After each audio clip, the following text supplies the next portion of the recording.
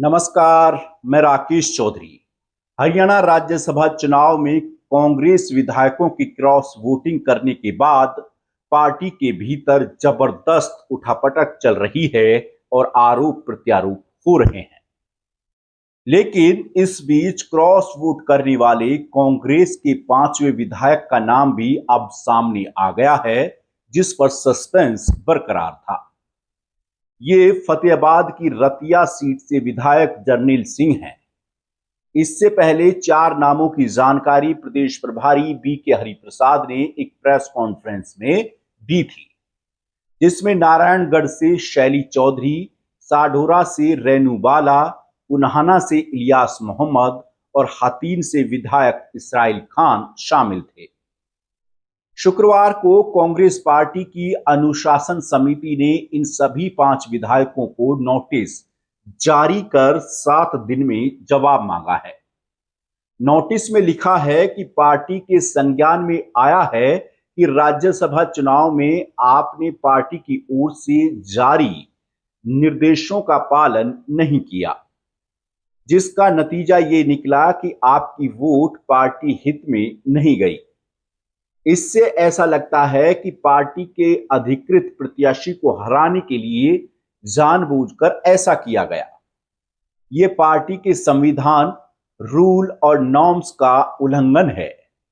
इसलिए आप 7 दिन के भीतर स्पष्ट करें कि क्यों ना आपके खिलाफ अनुशासनात्मक कार्रवाई की जाए। यदि आपकी तरफ से दिए गए समय में कोई जवाब नहीं आता है तो आपको एक्स पार्टी मानते हुए पार्टी नियमों के मुताबिक कार्रवाई करेगी। दरअसल सोमवार को 2 राज्यसभा सीटों के लिए वोटिंग हुई थी। बीजेपी की तरफ से संजय भाटिया, कांग्रेस की तरफ से करमवीर बोध और निर्दलीय उम्मीदवार के तौर पर सतीश नांदल मैदान में थे।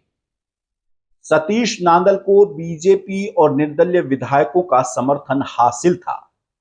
संजय भाटिया ने अपनी सीट आसानी से जीत ली, लेकिन दूसरी सीट के लिए कांग्रेस प्रत्याशी करमवीर बोध और निर्दलीय उम्मीदवार सतीश नांदल के बीच कड़ा मुकाबला हुआ। 5 कांग्रेस विधायकों के क्रॉस वोट करने और 4 विधायकों की वोट रद्द होने की वजह से यह मुकाबला बहुत ज्यादा रोचक हो गया। लेकिन अंत में करमवीर बोध की जीत हुई। कांग्रेस ने जीत के बाद राहत की सांस तो जरूर ली, लेकिन पार्टी के अंदर इतने बड़े लेवल पर क्रॉस वोटिंग होने की घटना से हड़कंप मच गया। यानी कांग्रेस के अंदर की गुटबाजी को इस चुनाव ने उजागर कर दिया और हाईकमान के कान खड़े कर दिए। क्रॉस वोट करने वालों के नाम सामने आने से पहले तरह तरह के कयास लगाए जा रहे थे।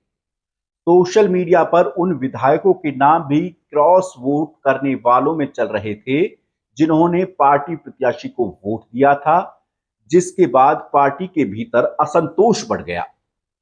सिरसा से विधायक गोकुल सेतिया, नांगल चौधरी से विधायक मंजू चौधरी पार्टी ऑफिस के बाहर धरने पर बैठे और क्रॉस वोट करने वालों के नाम सार्वजनिक करने की मांग की। यही नहीं, जुलाना से विधायक विनेश फोगाट ने भी सोशल मीडिया पोस्ट में पार्टी के भीतर बैठे जयचंदों का पर्दाफाश करने की मांग की।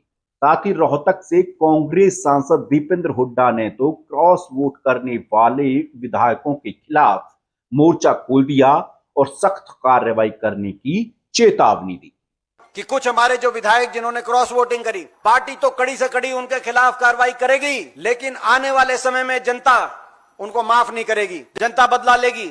और जो हमारे विधायक इस अग्नि परीक्षा में जो सफल हुए, जिनके सामने हर तरह का खेला रचकर उनको फंसाने की कोशिश भाजपा ने करी, उलझाने की कोशिश भाजपा ने की, धमकाने की कोशिश भाजपा ने करी, उन पे हर तरह का प्रेशर बनाने की कोशिश करी, हर तरह का प्रलोभन देने की कोशिश करी, लेकिन जो उसके बावजूद खड़े रहे कांग्रेस के पार्टी के साथ, उन विधायकों का भी सम्मान प्रदेश के लोगों के और देश के लोगों के दिलों में बढ़ेगा, उनके क्षेत्र के लोगों के दिलों में बढ़ेगा। हम उन विधायकों के भी विधानसभा क्षेत्रों में जाएंगे और जनता के सामने बात करेंगे कि आज लोकतंत्र को बचाने के लिए ये हमारे कांग्रेस पार्टी के नायक हैं। अब आपको बताते हैं कि जिन विधायकों ने क्रॉस वोटिंग की है वो कौन से गुट से आते हैं। शैली चौधरी का नाम सबसे आगे इन विधायकों की लिस्ट में है।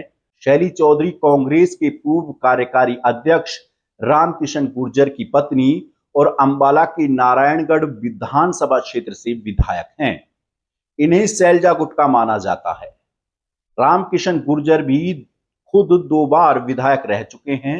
नारायणगढ़ सीट से वो चुनाव लड़ते रहे हैं। जैसे ही शैली चौधरी का नाम क्रॉस वोट करने वालों की लिस्ट में आया, उसके तुरंत बाद रामकिशन गुर्जर ने पार्टी के कार्यकारी अध्यक्ष पद से इस्तीफा दे दिया और उल्टा पार्टी पर कई गंभीर आरोप लगा दिए। यमुनानगर के सढौरा विधानसभा से रेणु बाला दूसरी बार विधायक हैं। इन्हें भी सैलजा गुट का माना जाता है। 2019 के विधानसभा चुनाव से पहले रेणु बाला बीजेपी में थी। 2016 में वो बीजेपी से जिला परिषद की चेयरमैन थी। हथीन विधानसभा क्षेत्र से विधायक मोहम्मद इसराइल पूर्व कांग्रेस नेता जलेब खां के बेटे हैं। जलेब खान हुड्डा सरकार में संसदीय सचिव भी रहे। माना जाता है कि हथीन सीट पर विधानसभा चुनाव के दौरान टिकट के लिए हर्ष कुमार और मोहम्मद इसराइल में कड़ा मुकाबला था। हर्ष कुमार पूर्व मंत्री करण सिंह दलाल के रिश्तेदार हैं और हुड्डा के करण सिंह दलाल रिश्तेदार हैं। इसके बावजूद भी हुड्डा ने इसराइल खान को टिकट दिलवाने की पैरवी की थी। इसलिए इसराइल को हुड्डा का करीबी माना जाता है। यानी कि हुड्डा ने 2024 के विधानसभा चुनाव में दूर के रिश्तेदार हर्ष कुमार को टिकट न दिलवाकर इसराइल खान को दिलवाई थी।